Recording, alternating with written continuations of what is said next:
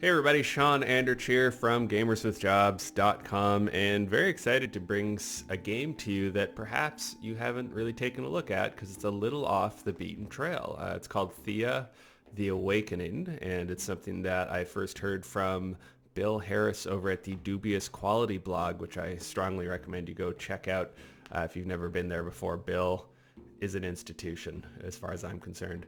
So what is the Awakening? The Awakening is kind of a 4X roguelike, which is kind of a mashup, and people seem to tack roguelike onto the end of most games these days, especially if they're independently made, because they give you a lot of replay value without necessarily requiring a ton of development time, which is always nice. So how does Thea work? There's definitely a little bit of civilization in here. You can see we've got nice little hexagon patterns. There's different resources on the map, things to collect and get. But the difference here is that you're not nation building in the sense that you're building settlers and establishing towns and doing things like that. Instead, in Thea, the story goes that there was 200 years of darkness and no one's exactly sure why. And then one day the sun comes back. And so the people who managed to survive 200 years of darkness, somehow, I don't know why there's still trees or green things. Maybe they lived in caves and ate fungus. I'm not sure. So the people who survive the darkness are now, mankind is emerging back into the light and they need to survive. So you start Thea with one town, in this case Astoya, and you get a couple, you get some villagers, and then you choose, you make a couple choices right away. You choose which god you want to follow, and that god is going to give you certain bonuses. And then you also choose whether you want your initial villagers to be more focused on combat, gathering, or crafting. So I think I chose, my god is a nature goddess, and so I get some bonuses to gathering, and then I also chose gathering as my starting primary for my villagers, so that way we could get gathering resources very quickly. So this is this town map here, and this gives you a sense of the different things you can do. So this is the village overview. In Thea, the basic tent poles of the game are collecting resources, and there's all kinds of different resources. You can see we've got all these like weird different fruits. There's wood to collect. There's coal. You've got various herbs, plants, string, spider silk, mushrooms. There's all kinds of stuff to gather resources. Here's some meat up here near some of my one of my expeditions. So there's lots of different stuff to gather. So there's gathering, right? Getting all the stuff together.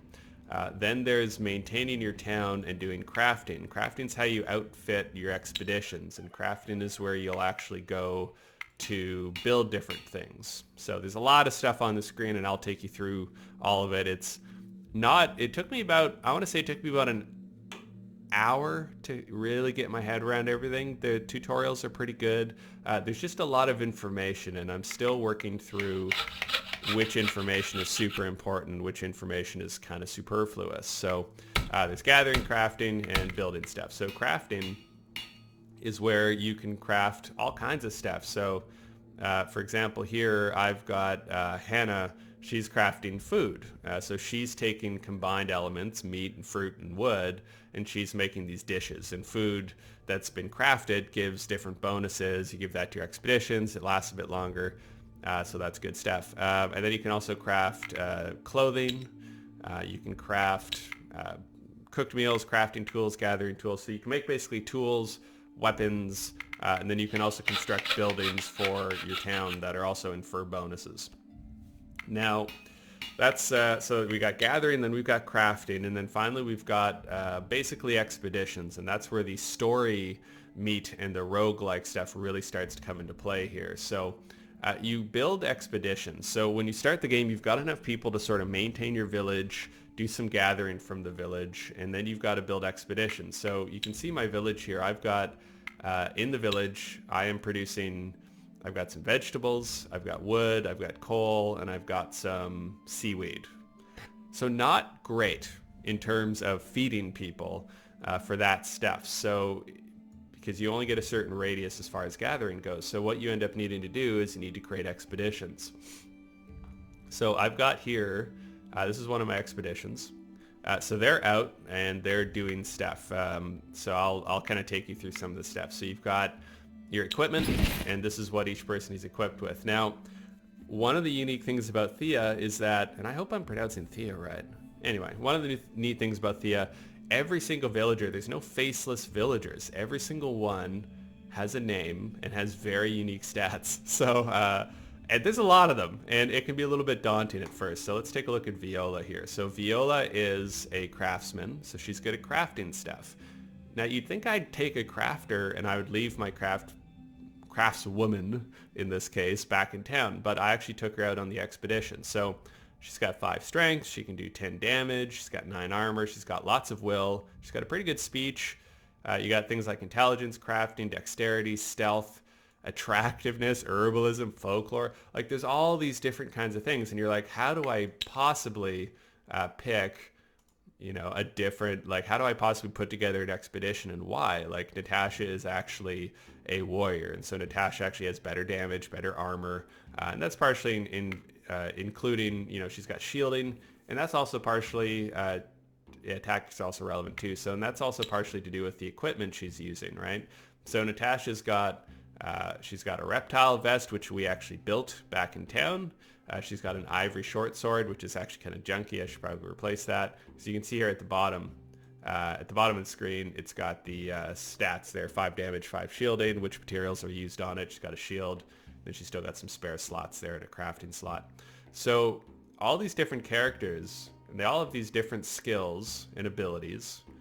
Many of them don't overlap. It's not like everybody has a stealth skill. Some people just don't, or some people don't have gathering or animal kinship. So you've got all these different things. So why do you build a party, go out into the world, if you think you're just going to be kind of like Civilization, fighting stuff? The interesting thing about Thea is that's not necessarily the case. So I've got 2 parties out here right now.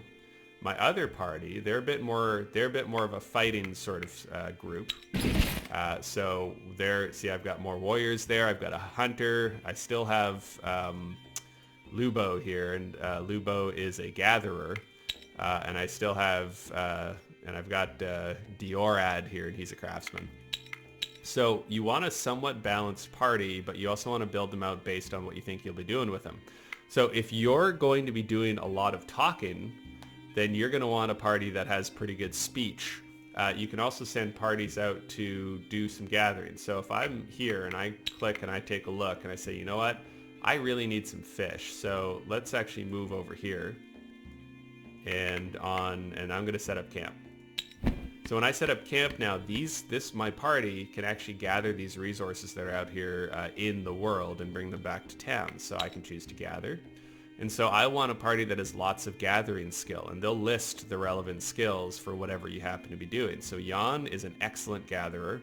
So you can see here, he's going to pull quite a bit of progress, and he's only going to require 2 full game turns to get fish, specifically 20 fish. If I add Milorad, who's also quite good, now all of a sudden we can do it in 1 turn. So that's great if we want to get a lot of fish, and I actually do, because food's pretty important, especially since my town isn't on a lot of food. And this whole map is randomly generated. Your town is randomly generated. The resources are all random. So there's lots of stuff here and lots of good reason. And so Natasha's terrible at gathering, but I'll just stick her on there anyway, because there's no point in having them sitting around. So they're going to be gathering now. There's a place here they can do stuff, but I won't worry about that just yet. So my other gathering party, or not gathering in this case, they're more of an expedition, although they could do some gathering and kill some deer, but that's not what they're here for. So I'm just going to take these guys to this small hive and we'll do a little bit of combat. So Thea has a lot of story things that come up, and you'll see a screen that's kind of like this come up. So it's not just go out and fight, set up at a settlement, or do civilization stuff. Instead, it's going to be more like you meet a man on the road, and he says that he has secret power that if you go and help him take this tower, he'll give you these things. And you have all sorts of conversational options, and your conversation options can be dictated by the people in your party, the knowledge that they have. So having a knowledgeable party can really help in some situations. If you've just got a party of fighters, your conversation options are going to be limited, your stealth options will be limited, and you'll basically be fighting all the time because that's what you're good at. So we approach these, in this case, a beehive. And it's only got one skull, so it's a pretty easy encounter, which is fine because that'll let me show you how the combat works. So you can choose to attack. You can choose to avoid that and go hunting. Hunting is nice because hunting is no risk to your party of getting wounded, but the rewards for hunting are, they're less than if you fight them head on. So you'll get a little bit less stuff, but you also have less risk. And then, of course, you want good hunting type characters in your party to do that. And then you can do some trickery, brew poison planted in some bait, which is funny because I think we're going to be fighting giant bees, so I'm going to avoid that. So let's just go for a straight fight. So there's 1 blood bee, 5 crazed bees.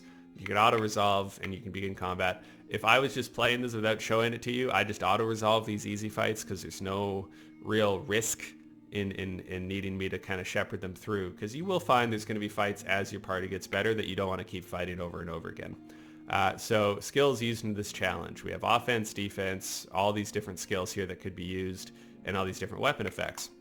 What's really neat about Thea is that there's also things like social challenges or stealth challenges or hunting challenges.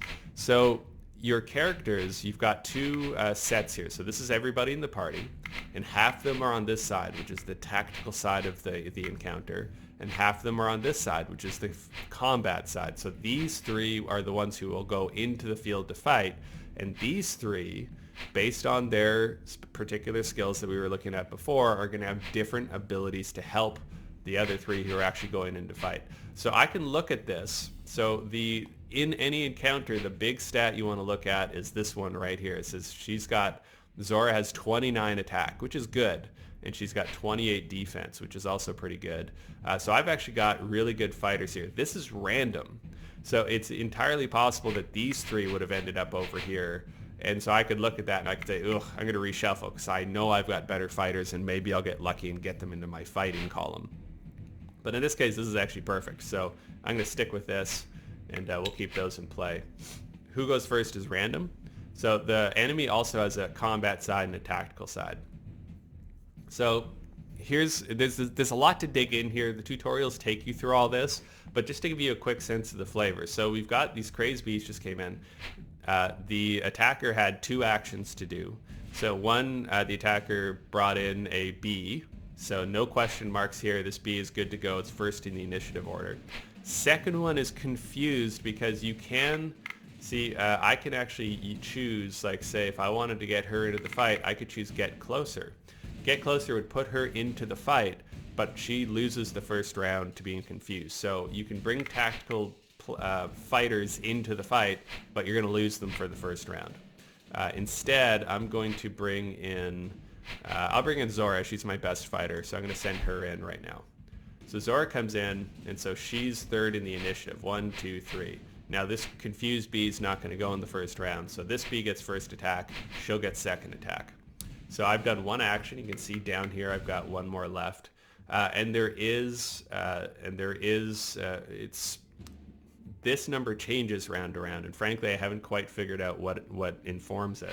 So the other option here, I can go to my tactical side. I could choose to confuse this bee, and so that way this bee will not be able to go in the first round either, giving Zora a free shot without having to worry about being attacked. So I can choose to do that. You got counter tactics. Counter tactics, she can choose to actually randomly have the enemy discard a tactics card. And so the enemy loses 1, but you also lose this card as you play it. So I'm going to actually choose confuse here. This is actually a really easy fight, so I'm just going to confuse this bee. So now effectively Zora is going to be first in the turn order. I've done my actions. I'm going to end my turn. Now the opponent's turn comes up.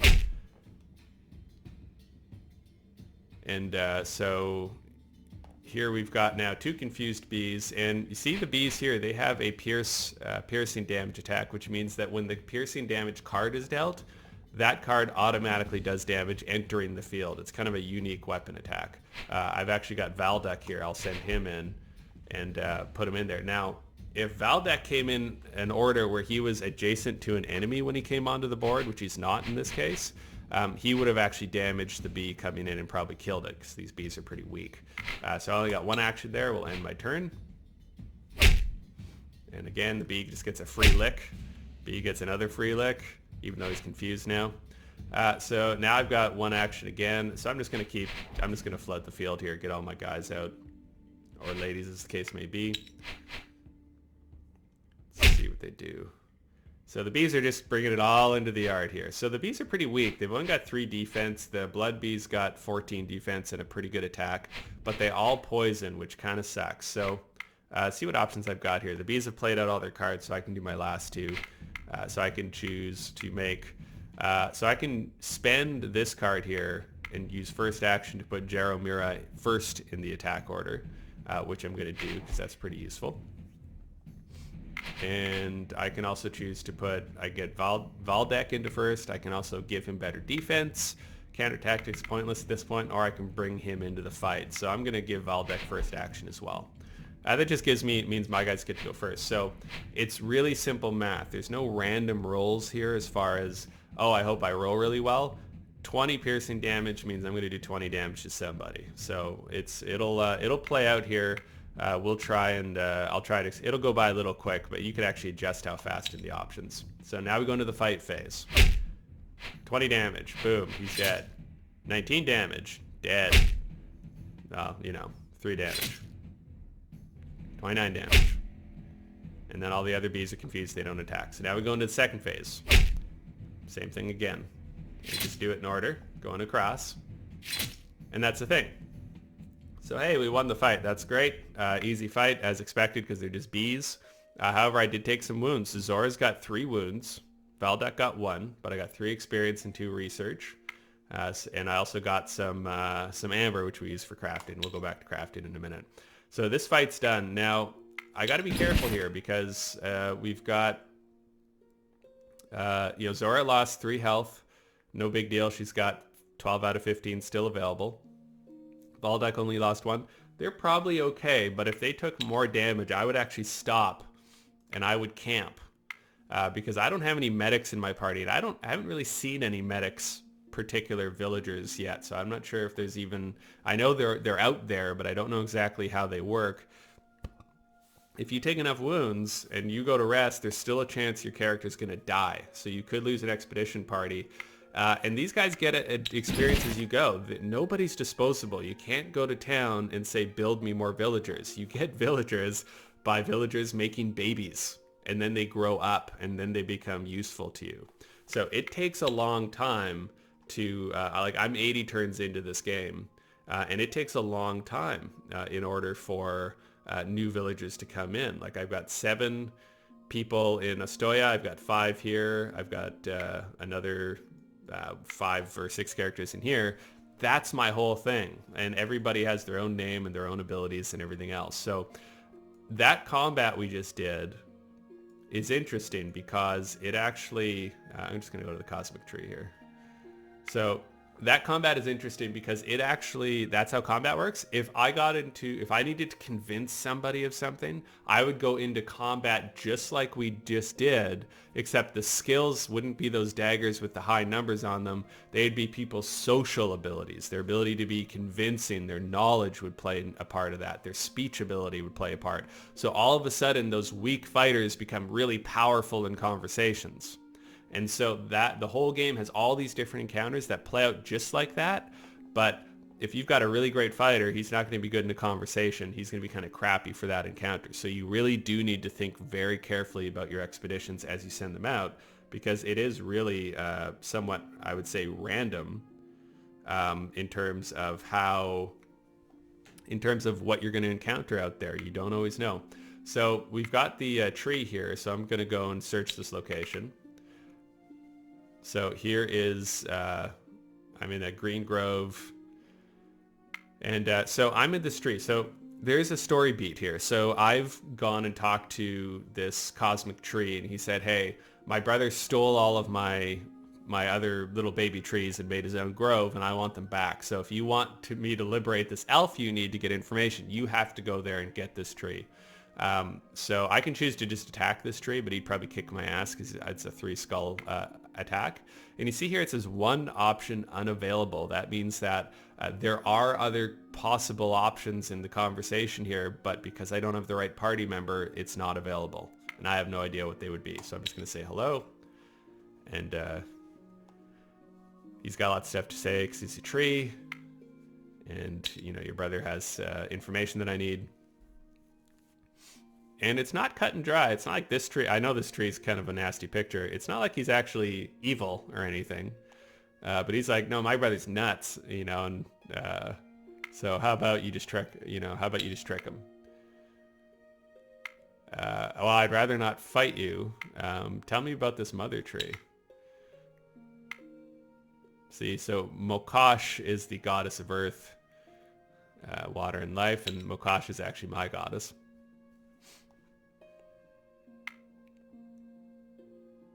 So, you know, you got different conversation options. The writing's decent, and it's fun, and it's consistent, at least in terms of its tone. It's not always like a slam dunk, but it's pretty good. I enjoy it.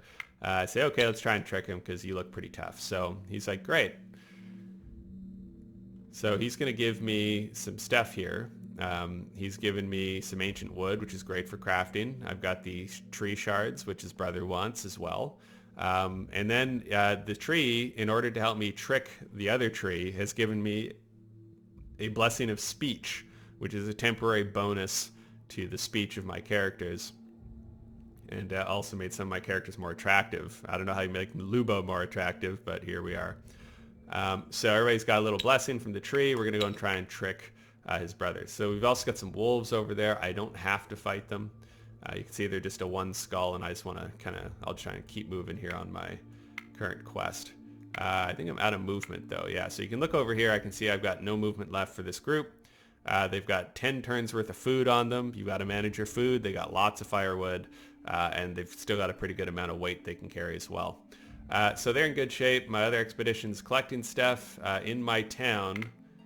Let's take another quick peek at what's going on over here. So I've got gatherers. So I've got people who are gathering coal, wood, and vegetables just to keep those staples rolling in, and they just sit there gathering indefinitely. I've got crafters. So I've got, she's making duck and plum sauce, which is great. And everybody's got a job. You can actually see all these little icons indicate they've all been assigned to something. So the game will actually tell you if there's someone just idling, twiddling their thumbs. Currently I can build a smithy or a pasture. So let's talk about building for a second. The way building works is all of these different things that we're collecting, you actually combine materials. So you can see here, I've got, for the workbench, I can use wood. And I could use wood all the way across, right? But that makes for a fairly standard smithy. There's nothing really fancy about that. So I could also use, I don't have enough bones, but I could, if I had enough, I could use bones, or I could use different types of, I think that's a clay kind of style material. Or you can use metals, or you can do magical bones, or all kinds of stuff. So if I go to crafting, for example, and I want to do some crafting tools, if I use, I don't know why I'd want to use gold as a primary material, but if I use like steel, and then I use wood, and there's different kind of wood, like we just picked up out with my party there talking to the tree. So crafting tools. So now this would make a crafting tool, and it's got 124 rating. It's decent. If I use different materials, it can affect the type of, it can affect the numbers. So if I use the standard iron, it's now 72. So when you're combining items, basically the fancier and more rare the material you're using, the different items you're going to get for it. So when you're making clothing, for example, if I use, say, so I've got spider silk. So if I use spider silk all the way down, I make a silk tunic. It's both sexy and practical. Or if I switch this over here, you can see the number changes there. Right, so like the primary material is going to dictate roughly what it's going to be for the most part. So like this is a leather shirt if I choose leather. And then if I use silk over there, it's going to adjust these stats. And then at the bottom as well, if you use the different catalysts as well. So you pick up, basically you're going out and collecting stuff, gathering things, what you can build is basically dictated by what you can gather. And so you can end up making some pretty neat stuff. And you can spend a lot of time in here really drilling down on different characters, what they're good at, and what they're, the kind of stuff they can do. And you can really get into really optimizing. If you're a player who likes to really go through numbers and really get things tweaked out right, you can spend a lot of time in Thea. Another aspect to the game we haven't even gotten into yet, research. There's a whole research thing going on here. You've got crafting research now. I played about 5 hours of this game without realizing, like I went crazy on my crafting stuff or gathering stuff without even noticing there were tabs up here. So I have not even begun to research weapons, which is probably going to hurt me pretty soon. And of course, I have at least started to get into some building. So I have not researched crafting weapons or armor at all. But you can see here, like if you like kind of get into swords, there's not like a massive research tree you're going to go through. This is not, even gathering. Like this just means you can gather these different materials and you'll see them on the map. And when you research them, you'll also get like 5 of those items in your inventory to start. So it's not like the research stuff is, there's different elements, but it is a bit more broad strokes. Like Thea is really about trying to find that balance between who do I send out on expeditions, what do I get them to do, and how do I gather stuff? Because as the game goes on, the game does get progressively more difficult. And lots of different stuff starts to happen. While you've got expeditions out there, your village can be attacked, which is terrifying because typically you're not keeping fighters back there. So, I've had villages attacked by kind of Wendigo-like creatures who stole one of our kids. And then when I got an expedition back to town, I went and chased after them and ended up doing this whole little quest line. And all the stuff is fairly emergent. Like there's obviously a database it's pulling from, but it's not going to be the same every time you play. So after you've ended your turn, you can see here we've got some different things that have come up. So production, there it says our production stopped, task without villagers assigned to them, right? So they're saying, hey, you've got a task here, but no villagers assigned to it. So I'll put Vojmir onto that.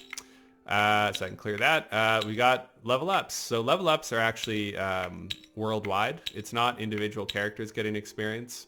Basically, your experience is combined. So you can see here, everybody's leveled up. So everybody got something. What they get, you don't choose. You're not like digging into each character and choosing what you want them to be better at. So that all just sort of happens.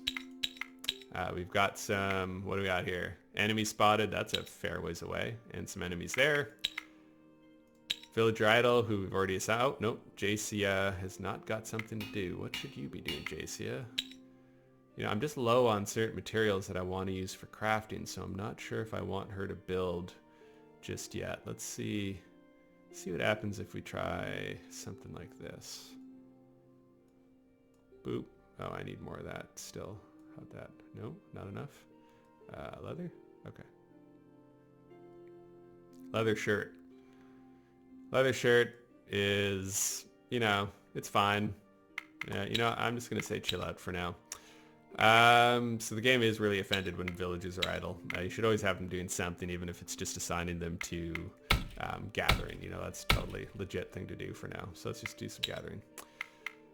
Okay, production complete on a building, and finally we've built more food, so we're good there. So let's go back and go talk to our cosmic tree if we can get there without dying.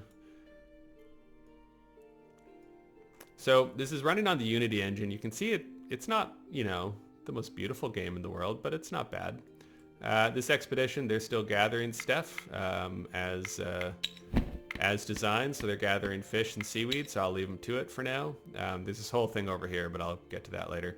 Okay, so I think in this case it could be a fairly quick turn because we're just sort of moving along, making our way back to the old cosmic tree. I'm going to move up a little bit slower here because, yep.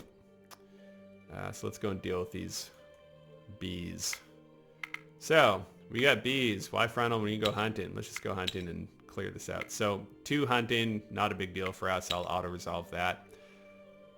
So some of them got away, but you got your win. So we got some amber out of the deal, and we keep going. and we got some research. So you get research points. As you can see, this slowly fills up, and that's how we do our research. That's how we get experience as well. So that's as far as I can go. We'll see if these guys attack me or not. Nope, they're just going to sit tight, which is great. So we're going to come up to the cosmic tree here. Now, you can save and quit. There's no saves coming. You can't save and load games. This is a roguelike in the sense that you're not going to be able to just save every step and reload if things don't go your way. Now, of course, you could Alt-Tab or Control-Alt-Delete and kill the game if something bad happens before it saves, but that's about all you can do. So let's go back to the cosmic tree and see if we can trick them. All right, so we're going to lie to this tree.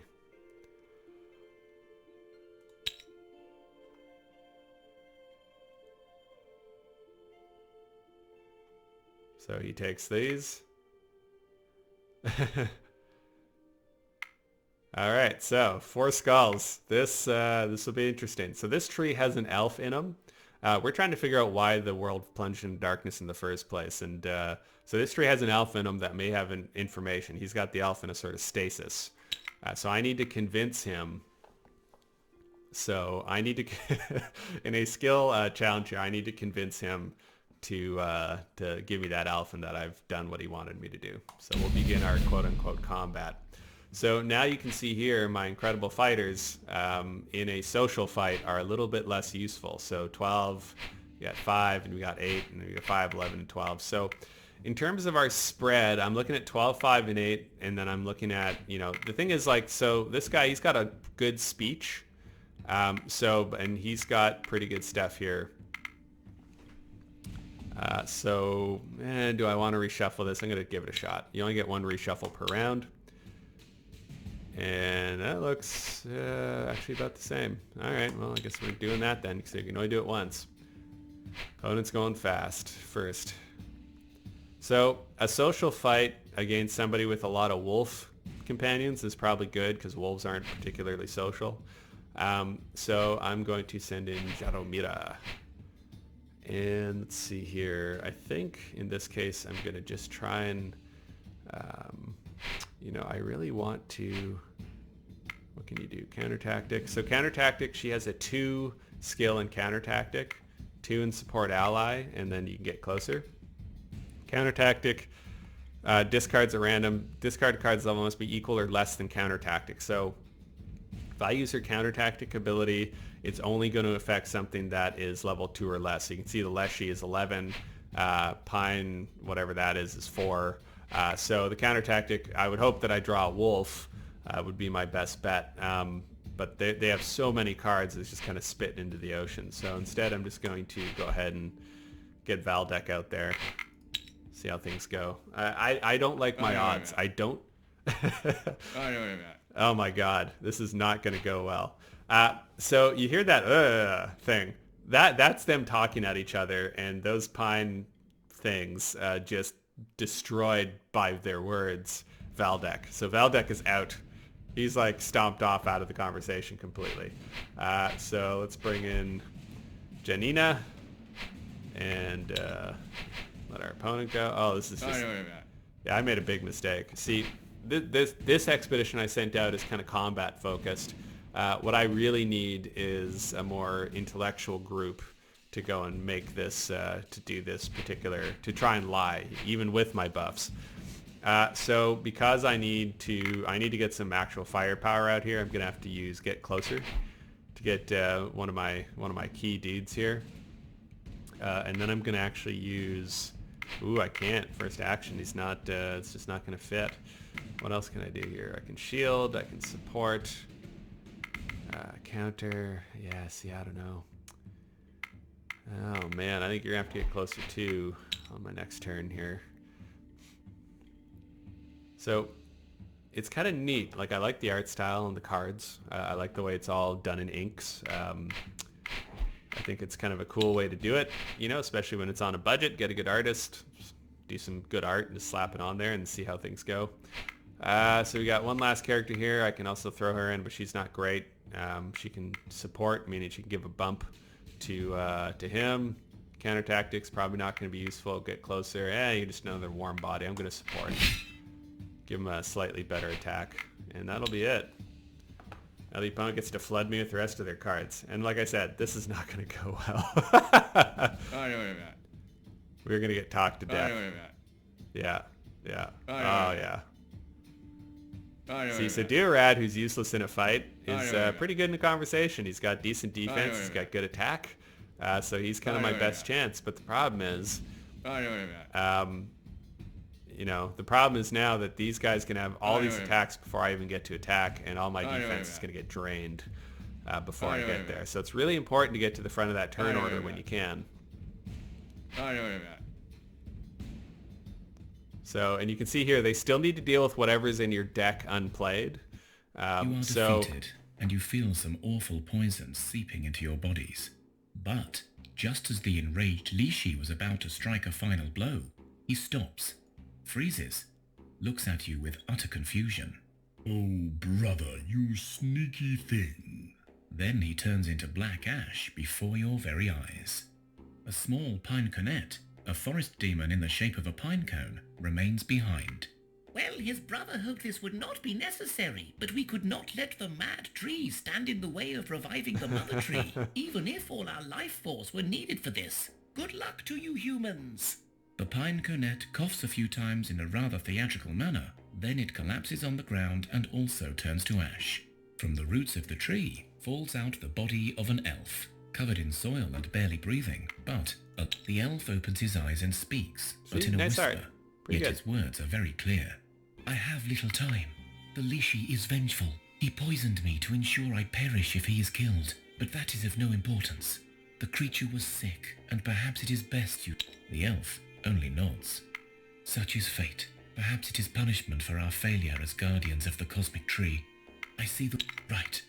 How much do you know of what happened? So this is something I like in the game. You can be like, you know what, just give me the highlights. You know, let's skip all this talking. Tell me the whole story. Actually, I'm not one for stories. Cut to the chase. What do we do now? So I'm going to skip it just to save you from There is a some of seed that. of the cosmic tree that you must have. I know how to find it. You must gather some cosmic tree shards, pieces of the tree that still linger in our world. In time, perhaps, but I am still too weak, and I fear waiting for my... There you go. Got to get some shards. So it shows me on the map where these shards are. And as you can see, they are a ways out, which is going to mean really pushing my expedition force to its limits.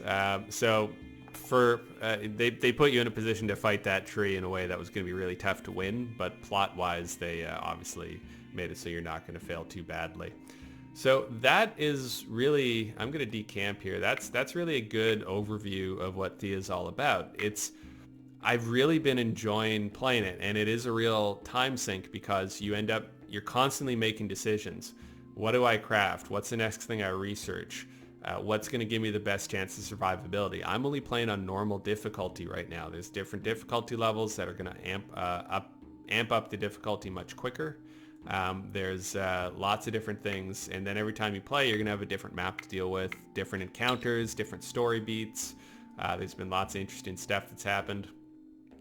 So far, like here, let's take a look into Viceroy. So this is the sort of end of a little story thing that popped up in my village, and so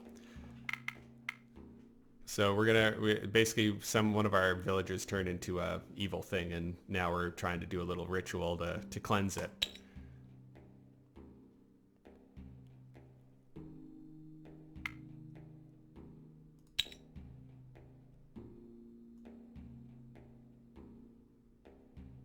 All right, we're all blessed. So here's an interesting thing, and speaks to the randomness of the game. I've played this spot before because when I decided I was going to do a video for this, I actually I quit out of the game before the save because I wanted to kind of be familiar with what was happening in the game. When I did this part before, I buried those clothes. I didn't get a blessing. Instead, what happened was the character that was being buried and put to rest came back to life as sort of a zombie, but clear-headed, and joined my party. as an undead villager with their own stats and all that other stuff. That's not what happened this time. So this game has actually a surprising amount of randomness to it. And so even these events that maybe you'll see a recurring event between different games, the outcome could be different. There's a lot going on here, and that really speaks to the roguelike nature of it. So building expeditions with your party members, doing big story stuff, figuring out what's going on in the world. There's different different encounters will happen. Strangers will approach your village. You'll send people out to gather supplies. There's a lot of stuff to do. You can build up expeditions. You make your own expeditionary forces. So you can see here, you go into your inventory. You've got all the different weapons you've collected and made going out into the world. You've got all your food supplies. You've got all that stuff. You've got your villagers. And you can actually make, if I wanted to, I can make a new expedition force and send them out. So you can really get down, really down and deep into all these different game systems, make new expeditions, and go out and see the world and do cool things. So Thea's got a lot of neat stuff going for it. I've really enjoyed it. I think it's around $20-25 on Steam, and I think it's super worth it. So check out Thea the Awakening. And again, I hope I'm not butchering that name. And thanks very much for watching, and we'll see you next time.